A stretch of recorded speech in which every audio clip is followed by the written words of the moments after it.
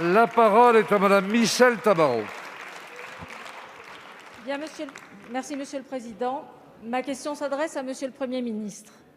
Monsieur le Premier ministre, le 18 novembre dernier, avec mon collègue Jacques Maire, nous avons présenté le rapport de la mission d'information sur le contrôle des exportations d'armes de la France, qui a été créée à l'initiative de la présidente Marielle de Sarnez.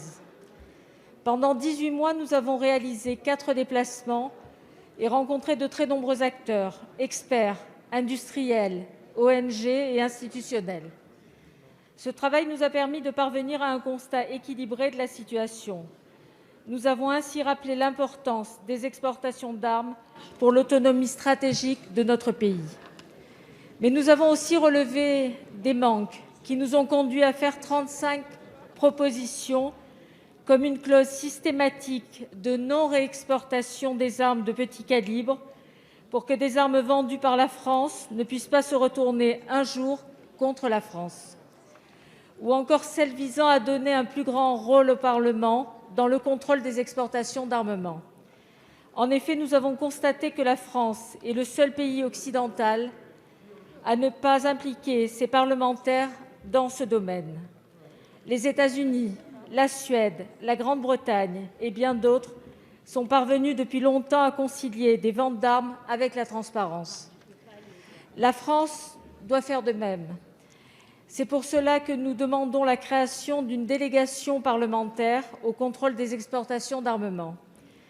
Or, l'ONG Disclose et les médias ont affirmé hier qu'il existerait une note confidentielle du Secrétariat général de la Défense et de la Sécurité nationale placée sous votre autorité. Il conseillerait au gouvernement de ne pas permettre au Parlement d'exercer ce contrôle. Ce serait une lourde erreur. Vous savez que cette évolution est inéluctable. L'opacité entretient les doutes. Alors, Monsieur le Premier ministre, pouvez-vous nous dire si cette note existe et pouvez-vous aussi nous préciser Madame la députée. quelle est La votre parole est à Madame position sur la Geneviève création Darrieussecq, d'une délégation ministre parlementaire déléguée chargée de la respectant mémoire ainsi les droits du et des Parlement? anciens combattants.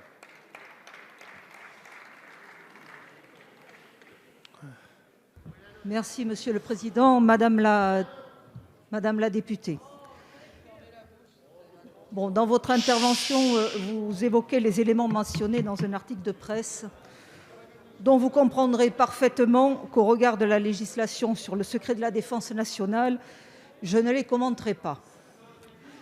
Vous le savez et vous le soulignez dans votre rapport, les décisions sur les autorisations d'exportation de matériel de guerre sont prises à la suite d'un examen interministériel rigoureux. Le rapport que vous avez coécrit avec le député Jacques Maire confirme l'efficacité et la rigueur de ce processus d'attribution de licences par la commission interministérielle pour l'étude des exportations. Il est rappelé que ce processus garantit le strict respect de nos engagements internationaux sur le commerce des armes.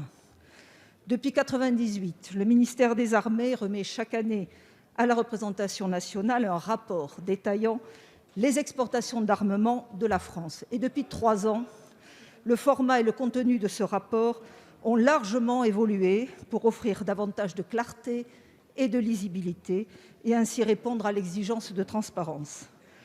Votre rapport illustre par ailleurs le rôle majeur que jouent les exportations pour l'équilibre et la pérennité de la base industrielle et technologique de la défense française, ainsi que pour le maintien de notre autonomie stratégique en lien avec la politique étrangère de la France.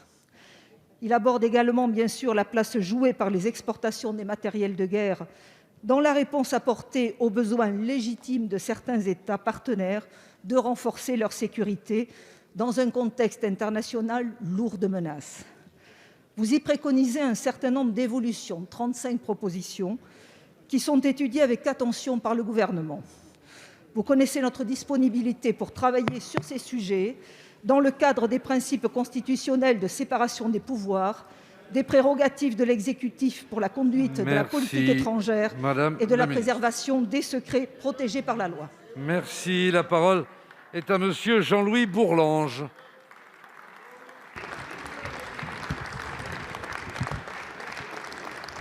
Merci, Monsieur le Président.